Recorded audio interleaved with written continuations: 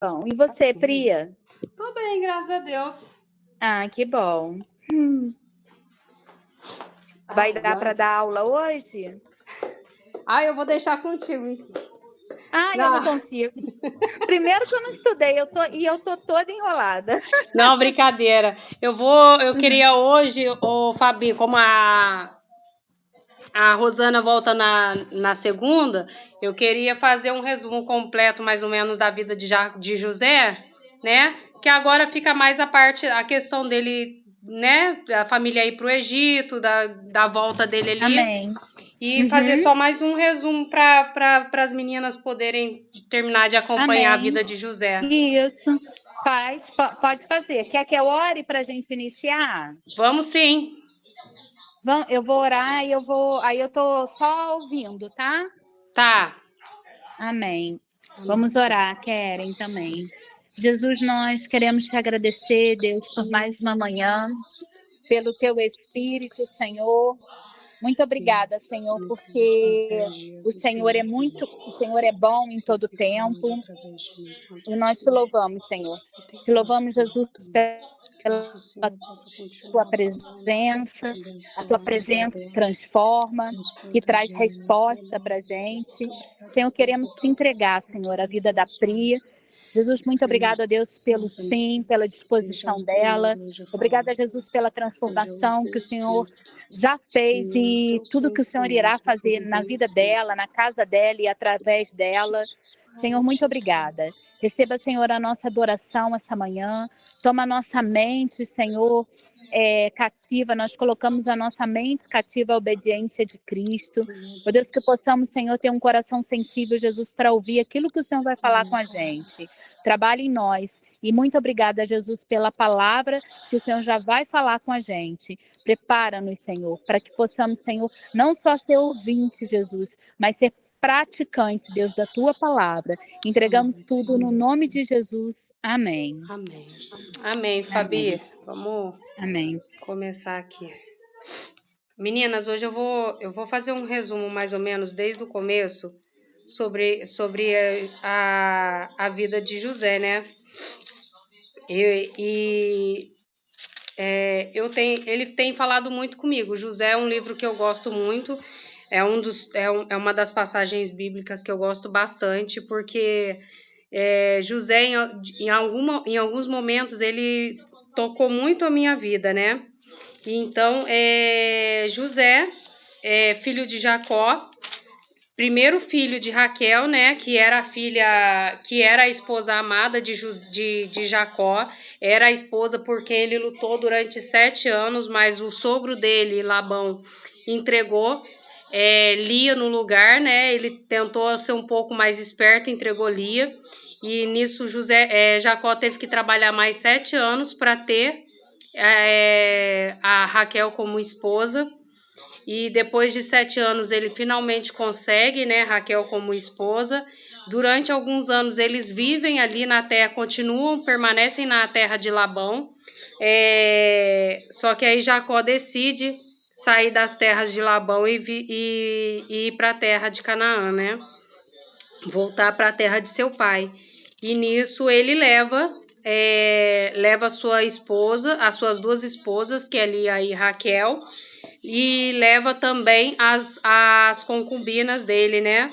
E ali já tinha 11 filhos, que era todos os filhos de Jacó, com as concubinas e com a Leia, e a José nasceu na terra de Labão, né? E quando eles estão chegando a Canaã, Raquel tem, né, Benjamim, e ali Benjamim, ali Benjamim, no nascimento de Benjamim, infelizmente Raquel não aguenta o parto e ela vem a falecer. Ela nem chega a entrar na terra de Canaã. E aí ali se torna, né, os 2 filhos de Raquel, os 2 únicos filhos de Raquel. Talvez por isso, né, por esse amor tão grande que Jacó tinha sobre Raquel, ele acaba favorecendo os filhos, né, de Raquel, ali como Benjamim e como ali tanto Benjamim quanto a José. José, ele é o filho preferido de Jacó, e isso faz com que os seus 10 irmãos mais velhos acabam sentindo inveja dele, acabam sentindo, né, que o pai o ama mais do que os outros. E Jacó, em momento nenhum, ele deixa isso imperceptível aos olhos dos filhos, né? E acaba que isso faz com que José cresça de uma forma um pouco mais diferenciada que os irmãos, fazendo até que José levasse até Jacó os feitos errados que os irmãos faziam no campo, né? Os irmãos aprontavam alguma coisa, Jacó imediatamente ia fazer. E o pai, ao invés de repreender José pelaquilo, né? Ele acaba fortalecendo isso, porque José, pelo que a Bíblia relata, José sempre levava, né? E isso acaba fortalecendo a inveja, a intriga e a indignação dos irmãos mais velhos. E isso só piora quando Jacó resolve dar, né, uma túnica para José. E essa túnica é uma túnica, antigamente já era-se um presente muito valioso, um presente muito precioso. E aí ele pede uma túnica para uma das servas ali, para fazer uma túnica toda colorida para José. Ou seja, quanto mais chamativa, mais importante a pessoa era, né? A roupa dizia muito sobre a pessoa, e ao entregar essa túnica para José, os irmãos ali cresceram aquela inveja, aquele ódio que eles tinham deles, a ponto deles quererem conspirar contra a vida de José. Então, um dia, eles vão para pastar, para o campo, e o pai resolve mandar José para ir ver como os irmãos estão, né? Para ir ver o que eles estavam fazendo e levar comida para eles. Quando José chega lá, eles arrancam a túnica de José, pegam José e tentam ir contra a vida dele. Porém, Rúben não acha aquilo correto, né? Derramar o sangue de José. E isso fez com que ele ficasse vivo. Então, para que eles não voltassem, para que José não voltasse para casa e contasse para o pai o que tinha acontecido, eles decidem aproveitar que os ismaelitas estavam passando ali. Alguns ismaelitas passavam pela estrada e venderam ele como escravo para os ismaelitas. Os ismaelitas levam José, né, para o Egito para vender ele como escravo. Chegando lá, ele é comprado por Potifar. Potifar era um grande comandante ali, né, do exército do faraó. Era um homem muito bem visto no Egito. E Potifar resolve levar aquele escravo para a casa dele. Quando José chega na casa de Potifar, José trabalhando, ele começa a ser abençoado por Deus. Porque como Potifar estava com José, Deus não abençoava só José, ele abençoava também a casa de Potifar. E vendo esse grande feito que era visto através da mão de José, Potifar confiou tudo nas mãos dele, tudo da casa dele. José se tornou o governante da casa de Potifar, né? E um homem de sua inteira confiança. Então, ele não se preocupava com mais nada na casa dele. Porém, ele tinha uma esposa. E essa esposa de Potifar não era uma pessoa muito boa. E ela viu a beleza, a grande beleza que era José, né? A Bíblia fala que José era um homem muito bonito. E aquilo ali que ela desejou para ela, aquele homem, né? E uma vez ela chamando ele, falando ele até o quarto dela, se atirando em cima dele, né? Ele pega e fala que ele não vai trair Potifar, que confiava nele, ele não ia trair a confiança de Potifar, e que ele era temente, um homem temente a Deus, ele sabia que aquilo era errado. E nisso ele foge da esposa dele, e nisso ela fica muito enraivecida, porque ela queria aquele escravo para ela. Ela desejava aquela beleza dele, né? E como no dia a Fabi até falou, né? Ela, por ser uma mulher, né? Se jogando em cima dele, ele conseguiu resistir àquilo. José era um menino de 17 anos na época, né? Ele podia ter virado e falado, não, vou obedecer ela, vou fazer o que ela quer, porque ela é minha senhora. Mas não, ele fugiu daquilo, né? Ele fugiu do desejo da carne. E nisso ela resolve se vingar de José. E pega e chama Potifar, falando para Potifar que ele tentou deitar com ela. E que ela gritou e ele acabou se assustando e deixando a roupa dele para trás. Potifar ficou furioso, ficou com raiva. Porém, Potifar não foi contra a vida de José. Potifar resolveu prender ele.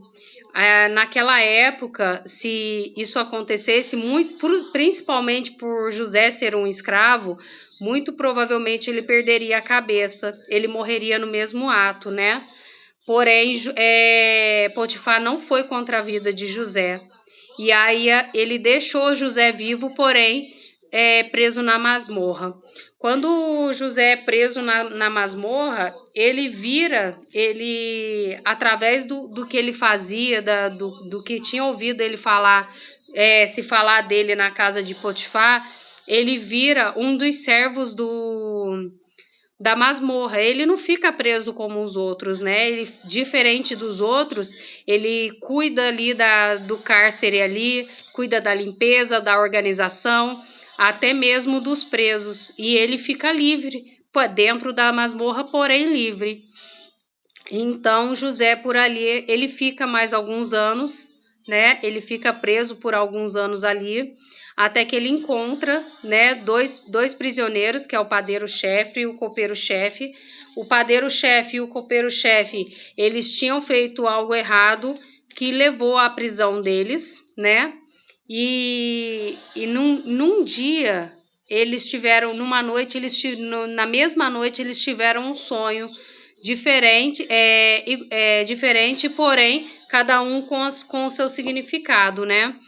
E eles ali, atordoados pelo sonho que eles tinham, sem saber o que aqueles sonhos significavam, provavelmente um conversou com o outro ali e viram que os sonhos eram parecidos, porém cada um com significado diferente.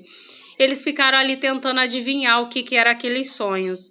E José, ao ver eles ali daquela forma, pergunta o que está acontecendo e eles resolvem falar com José. Primeiro quem fala é o copeiro, né? E o copeiro fala, né, que ele ele sonhou que ele estava servindo a Faraó diretamente, né? Que ele pega o suco direto da uva e serve na taça de Faraó para Faraó. E aí José interpreta o sonho dele, diz que em 3 dias o cargo dele iria ser restituído e o faraó seria servido das próprias mãos dele. E o padeiro, vendo que aquele sonho era auspicioso, era uma interpretação boa, resolve contar o sonho dele também, né? Sobre os 3 cestos e as aves comendo o pão dos 3 cestos. E aí José fala, né, que em 3 dias ele ia ser condenado pelo faraó e que e que os animais iriam comer o resto da sua carne, né? E quando antes deles voltarem, ele ainda pede para que eles se lembrem, né? Se o sonho deles, se a interpretação de José tivesse certa, que eles se lembrassem dele diante de Faraó. E ali o copeiro-chefe é restituído, o padeiro perde a vida ali, né? É condenado sobre Faraó. Só que o copeiro-chefe se esquece de quem interpretou o sonho dele. E por 2 anos ele fica em silêncio. até que um dia o faraó vai e tem um sonho, e depois ele acorda e tem outro sonho, que é um sonho que vai deixar ele muito também intrigado com os dois sonhos que ele tem, né? Que são com as vacas gordas e as vacas magras, e o outro sonho com as 7 espigas cheias e boas e as 7 espigas secas, né? E aí José vai, o copeiro vai e se lembra, vê que o faraó chamou todos os intérpretes de sonhos, todas as pessoas que poderiam interpretar e dizer o que significava, e vendo que nenhum conseguia explicar para ele, ele já aborrecido, o copeiro-chefe se lembra de José, porque José interpretou o sonho dele. E aí ele fala de José para Faraó, né? Faraó pede para chamar ele para interpretar. Ali ele chega diante do faraó. Faraó pede para ele interpretar e ele diz, né? Eu não sou o intérprete, mas é Deus que fala. Então conte-me o seu sonho que Deus vai falar, né? Deus vai te entregar a resposta. E ali o faraó conta o sonho dele, né? Diz que ele sonhou com sete vacas boas subindo as águas. E essas vacas ficavam ali no pasto. E ele sonha e diz que depois das 7 vacas gordas, vem 7 vacas magras que comem a carne daquelas 7 vacas gordas, mas mesmo assim continuam mirradas e feias. E depois ele teve outro sonho, que em uma só coisa de espiga de milho, vão nascer 7 milhos bons, cheios, né? E depois das 7 espigas boas nascerem, vem 7 espigas magras e mirradas. E essas 7 espigas magras e mirradas corroem essas 7 espigas boas, porém continuam também feias e magras, né? E mirradas. E aí José interpreta aquele sonho através do que Deus fala para ele. Ele diz: Deus está falando com você. É um sonho só e uma só interpretação. As 7 vacas boas e as 7 espigas boas significam a mesma coisa. São 7 anos de muita fartura. E as 7 vacas magras e as 7 espigas mirradas também são o mesmo significado. São 7 anos que virão de fome. E a terra, se não for feito nada, o Egito não vai conseguir se reerguer. Então ele fala, né, que ele precisa de um homem de confiança que saiba administrar aquilo e que ele ajunte alimentos, ajunte cereais durante 7 anos, junte a 5ª parte do alimento para poder guardar, para poder conseguir viver os outros 7 anos de fome. E ali, naquele momento que ele vai falando e que ele vai interpretando o sonho, Deus vê, né? Faraó vê Deus em José. Ele vê ali que não é que José não está sozinho, que José tem o Deus e aquele Deus protege ele. Então Faraó confia fielmente ali em José e entrega o cargo de governador do Egito. Ao entregar o cargo de governador do Egito, ele fala que ninguém estaria acima dele, a não ser Faraó. E nisso ele vem falando, né? Entrega tudo a José, inclusive entrega uma esposa, né? Ele entrega uma esposa para José e transforma José em um grande homem. Só que ali José não está sendo só observado por Faraó, ele também é observado por Deus e ele é muito abençoado. E através da vida de José, o Egito passa a ser muito abençoado por causa de José. acabam-se, né? José faz ali a administração durante 7 anos, ele junta cereais, ele junta alimento em todas as cidades ali do Egito, ele prepara o Egito não só para o Egito, mas o suficiente para sustentar as terras vizinhas. E aí ele vai e cuida de tudo. E aí chega, né, os 7 anos que ele falou que chegaria, que seriam os 7 anos de fome. O povo, apavorado ao ver que os 7 anos de fome começou a chegar e eles não terem da onde tirar o alimento, eles vão até Faraó pedir comida. E Faraó vira para eles e fala, vão até o governador José. E o que ele falar será feito. Ou seja, ele falou assim, o que ele decidir, se ele vai entregar a comida de graça para vocês ou se ele vai cobrar, é o que ele decidir. Eu deixei nas mãos dele.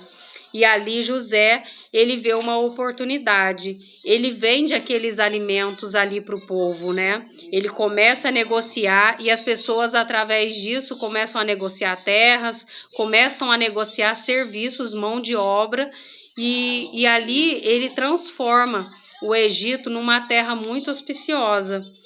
E vendo isso, né? Vendo Jacó em Canaã, que a fome já chegara lá em Canaã e eles temiam por morrer de fome, Jacó fica sabendo sobre o Egito estar vendendo mantimentos e ele manda os seus 10 filhos ir buscar alimento para sustentar a família toda. Nisso que eles chegam no Egito.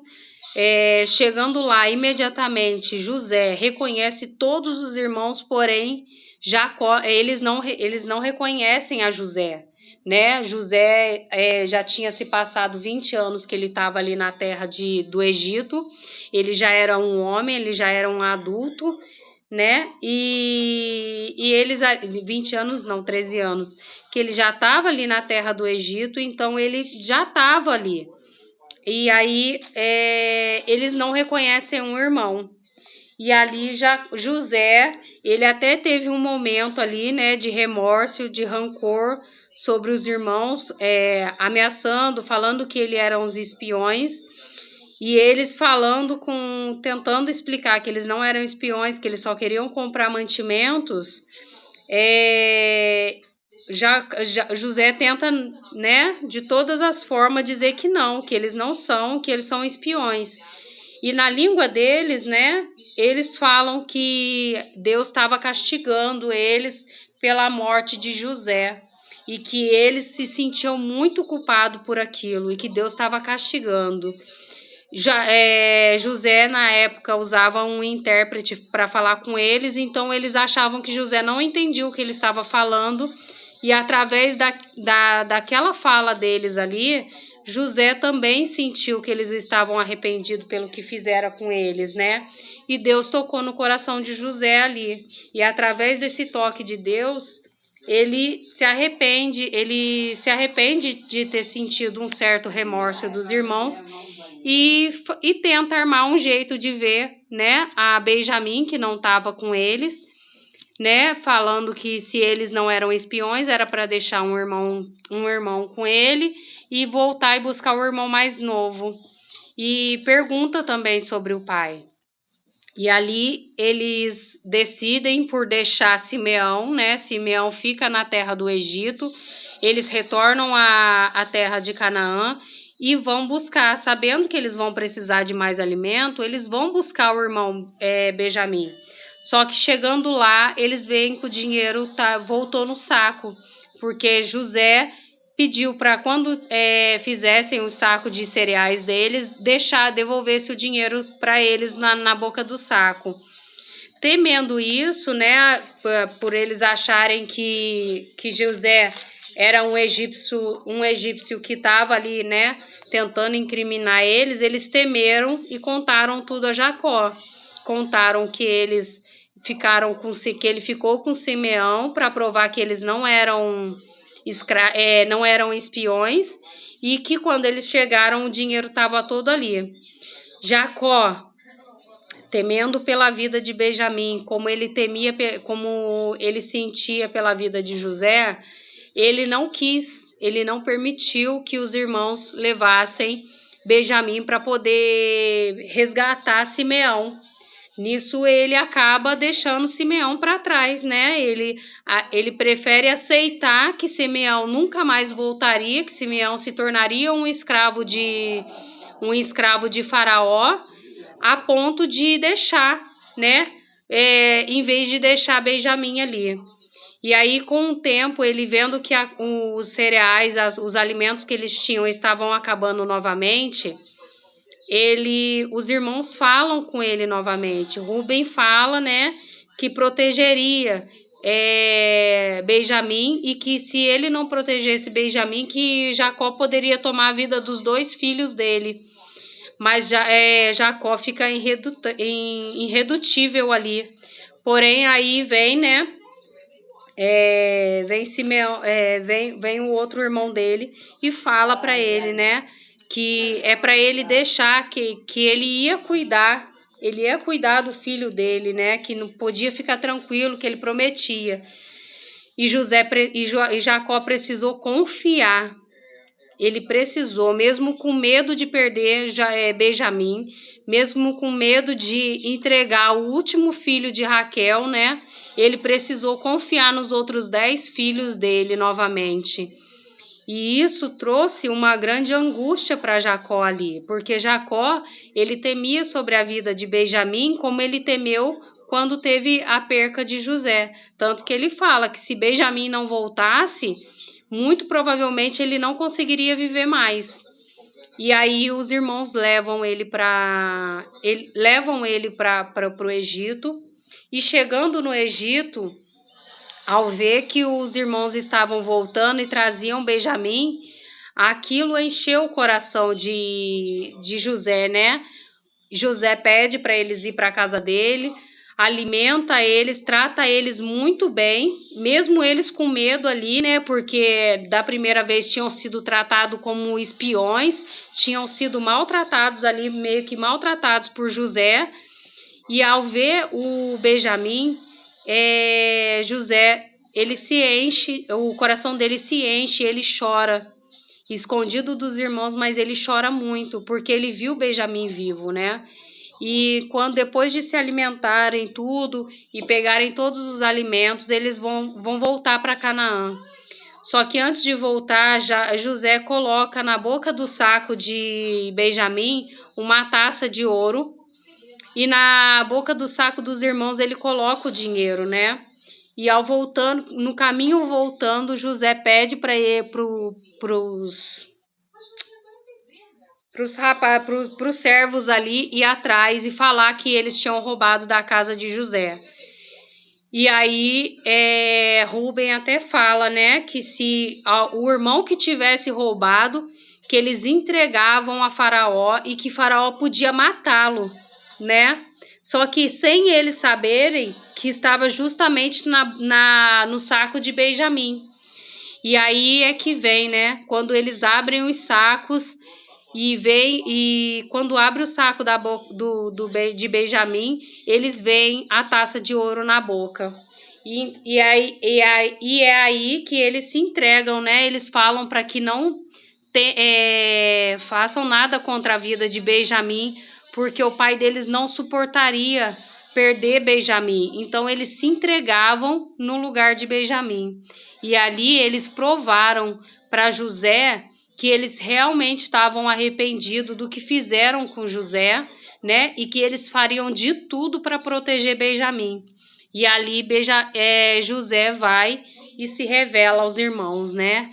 Fala que ele é José, ele beija os irmãos, ele abraça e fica muito feliz ali, né? Em ver que os irmãos também se arrependeram pelo que fizeram. E pede para que os irmãos voltem para a terra de Canaã e tragam o pai para o Egito, né? Tragam toda a sua família para o Egito, que ali eles seriam muito bem-vindos pelo faraó. Chegando lá, né, na terra de Canaã, os filhos contam para o pai, né? Contam para Jacó ali que José era um grande governador, que José era um homem muito forte no Egito, e que José chamara eles para morar no Egito, né, para viver no Egito, para passar esse período de fome. E é então que Jacó se alegra, né, fica muito feliz em saber que o filho está vivo, e eles voltam, né? Só que quando eles voltam, eles vão para o Egito, né? E quando eles chegam no Egito,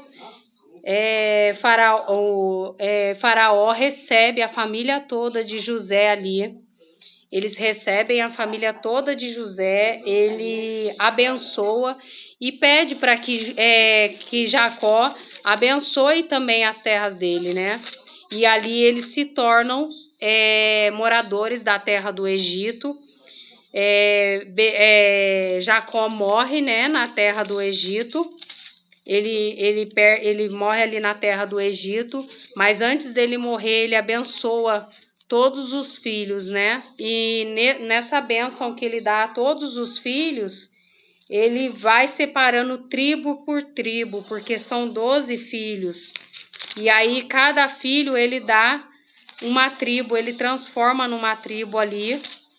E isso é que vem a ser depois as 12 tribos, né, de Israel, que se tornam as 12 tribos de Israel. Então, meninas, a história de José, ela é uma história muito forte, porque José, ele nos mostra que ele foi um homem perseverante, ele foi um homem temente a Deus, ele temeu a Deus, ele tinha um temor muito grande de Deus, mas era um homem que confiava plenamente naquilo que Deus ia fazer na vida dele. Ele nunca desconfiou, ele nunca desistiu daquilo que Deus tinha prometido desde o primeiro sonho dele, que foi o sonho que ele disse que governaria sobre os irmãos, né? Que ele governaria sobre os irmãos e sobre a família dele. Mesmo sem saber, mesmo os irmãos ficando muito chateados, ele não temeu aquilo, né? E o outro sonho foi entregue a ele. E depois ele fala, né, que os irmãos e o pai estariam ali, né? Debaixo dele, né? Debaixo da proteção dele. Porém, naqueles 2 sonhos, Deus só só mostrou os sonhos para ele, não revelou exatamente o que aconteceria.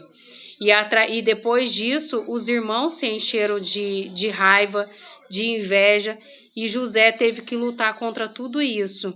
Ele lutou primeiramente contra a própria família dele, contra os 10 irmãos dele que sentiam inveja dele. Ele precisou lutar contra a própria família dele. Quantas vezes, né, a gente acaba precisando ter que lutar contra a nossa própria família, né? Quantas vezes a gente vê que as pessoas que desejam, que não desejam que a gente cresça, ou que não desejam que a gente se fortaleça, vem da nossa própria família. Então, eu falo que José mexe muito comigo porque eu fui criada por familiares de sangue, né? A minha tia era de sangue, ela era irmã da minha mãe. E então, assim, o próprio sangue trai, muitas das vezes trai a gente. O próprio sangue, muitas das vezes, faz mal a gente. E José mexe muito comigo por causa disso, porque ele precisou lidar com a própria família primeiro. E depois, quando ele chega ao Egito, ele vai precisar lutar. E ele vai lutar sozinho ali, porque só tem ele, Deus, e mais ninguém. Ninguém para interceder por ele, ninguém para olhar por ele. E ele que era um homem, um rapaz que estava acostumado a ter tudo do bom e do melhor na casa de Jacó, a ter as melhores coisas, né, a ter os melhores alimentos. E ali ele precisou aprender tudo novamente, ele precisou trabalhar, ele precisou lutar por aquilo, né? E ele, mesmo assim, ele não desejou, ele não parou de temer ao Senhor, Ele não parou de confiar no Senhor, ele continuou fiel a Deus, ele perseverou, ele permitiu que Deus comandasse a vida dele ali no Egito. E tanto que ele tem essas provas, né? O motivo de Potifar o motivo de Potifar ser abençoado, a casa de Potifar ser abençoada. Depois Potifar poderia tentar contra a vida dele, porque ele tinha respaldo para aquilo, né? Já que a esposa dele falou que José tentou abusar dela. Ele poderia ter matado José, mas Deus protegeu ele ali e ele só foi encarcerado. No cárcere, ele foi protegido por Deus, ele teve todo momento ali Deus ao lado dele, ele continuou um homem temente a Deus, um homem que acreditava em Deus.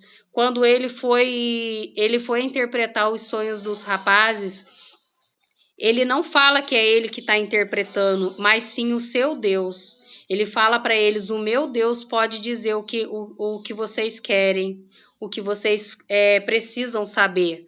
Então Deus entregou a revelação do sonho para José. E ele, em momento nenhum, ele disse: eu estou interpretando, eu estou fazendo. Não, ele pegou e falou: é o meu Deus que faz, é o meu Deus que fala. Então, assim, José foi muito abençoado ali dentro do cárcere também. Ele, mesmo assim, estando encarcerado, muito provavelmente sabendo que ele jamais poderia sair dali, que ele viveria o resto da vida dele, ele não deixou de obedecer, ele não deixou de fazer aquilo que tinha que ser feito, ele continuou servindo aos egípcios ali dentro do cárcere, até que ele foi chamado por Faraó. E quando ele é chamado por Faraó, né, quando o copeiro-chefe se lembra dele, o coração dele se alegra, porque ele vê uma oportunidade de voltar para a casa de seu pai, né? Mas ele jamais imaginaria que ao interpretar o sonho do Faraó, Faraó ia fazer ele um grande homem ali no Egito. Ele jamais imaginaria que Faraó ia fazer o que estava fazendo, porque na verdade ali Faraó não estava vendo a José, ele estava vendo o Deus de Israel, que é o nosso Deus. Ele não estava vendo o Deus dele lá, o Deus Baal, Deus não sei do que, ele estava vendo o Deus de Israel. E ele ali glorificou o Deus de Israel. Ele era temente ao Deus de Israel, ele temeu ao Deus de Israel também. E tanto que ele pede a bênção de Jacó, quando Jacó vai até ele, né? Quando Jacó é levado por José até ele pede para que Jacó peça para o Deus dele abençoar o Egito e abençoar a vida de Faraó. Então, assim, o temor de Deus resplandeceu, o amor de Deus resplandeceu sobre a face de José. E ele não precisou falar nada, ele precisou apenas obedecer, amar e confiar em Deus, de que Deus faria o melhor por ele. E nisso, quando ele faz isso, quando ele se entrega totalmente a Deus, Deus começa a se resplandecer na face de José. Né? Quando os egípcios viam José, eles não viam só José, mas eles também viam o Deus de José, que era o Deus de Israel. E aí, quando José leva a família dele, só que aí, depois de anos, né, sofrendo, passando por muita dificuldade ali no Egito, José começa, né, a ser glorificado, a ser abençoado ali no Egito. Ele tem a própria casa, ele casa com uma pessoa, com uma mulher importante, né? Ele tem os seus 2 filhos ali, antes de vir os 7 anos de fome. Mas ali, naquele momento, tinha uma caixinha guardada dentro de José, né? Que era aquele remorso dos irmãos. E a gente, para ser 100% abençoado por Deus, né? Para Deus estar totalmente conosco, ele precisa curar nossas feridas. E José ainda tinha uma ferida a ser curada ali. Então, quando os irmãos chegam no Egito, Deus começa a tratar essa ferida, ele começa a abrir essa ferida novamente, para que José seja 100% restaurado, 100% curado, e que aquela ferida se torne apenas uma cicatriz que não dói mais, que ele pode ver, porém ele não sentiria mais dor sobre aquela cicatriz. E ali, na volta dos irmãos, na ida dos irmãos ao Egito, ele consegue tratar, ele consegue curar, né, essa ferida. Tanto que na primeira vez essa ferida é aberta, essa ferida dói, porém ele vê os irmãos se arrependendo, de uma certa forma ele também se arrepende ali, e ali ele pede, né, para que veja o irmão mais novo e tentando ver se os irmãos estavam sendo honestos na fala deles.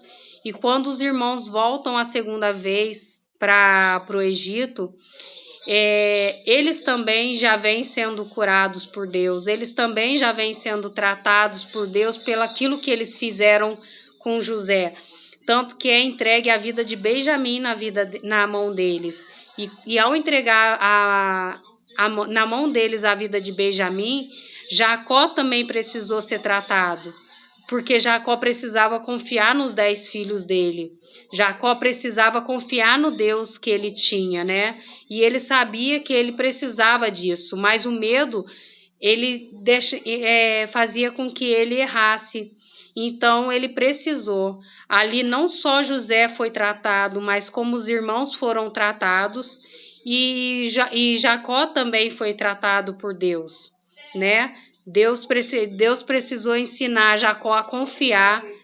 Deus precisou fazer com que os irmãos se arrependessem pelo que fizeram com José e protegessem a Benjamim com a vida. E José precisou perdoar os irmãos ao ver que eles tinham se arrependido, protegendo Benjamim com a própria vida deles e desejando que entregar a própria vida deles no lugar da vida de Benjamim.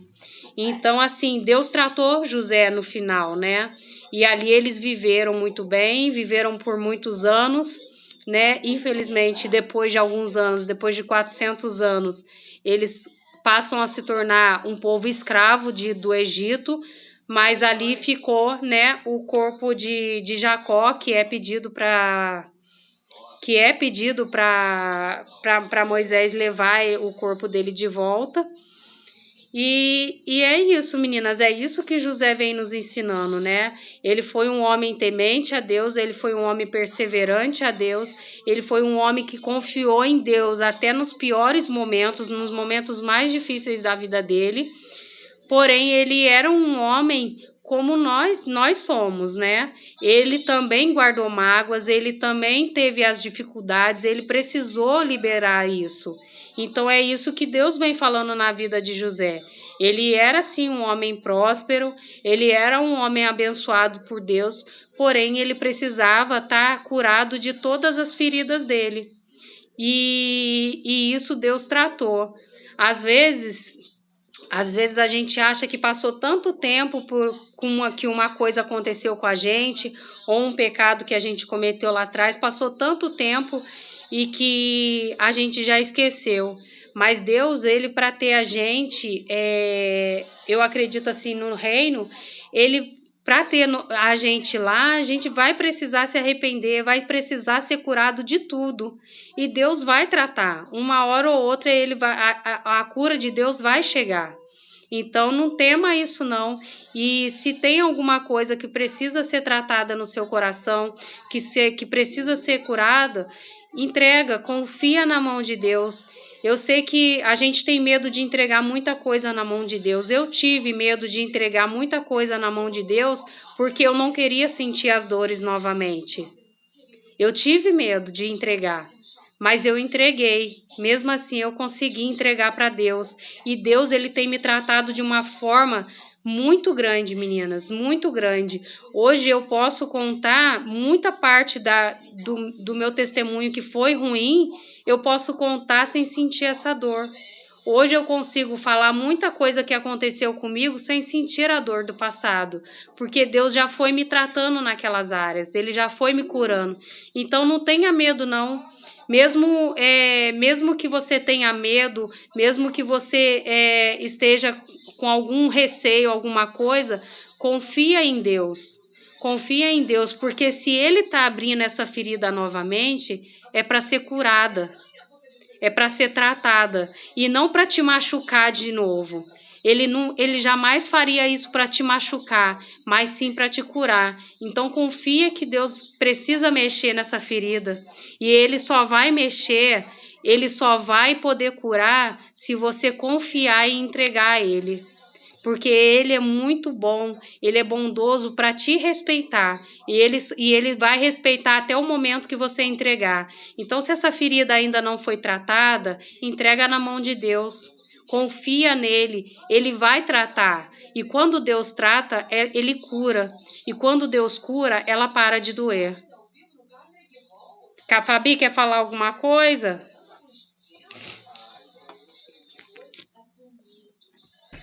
Ei, Pri, nossa, que aula, hein? Glória a Deus. Estou orgulhosa de você, Priscila. Que Jesus continue te abençoando. Eu não me canso de ter orgulho e de lembrar naquele dia que eu te conheci no Renove. E é muito bonito, né, o que o Senhor fez. Gente, como Deus é lindo. Quando aqui está uma prova viva, né, de uma entrega para Jesus e uma vida transformada, né?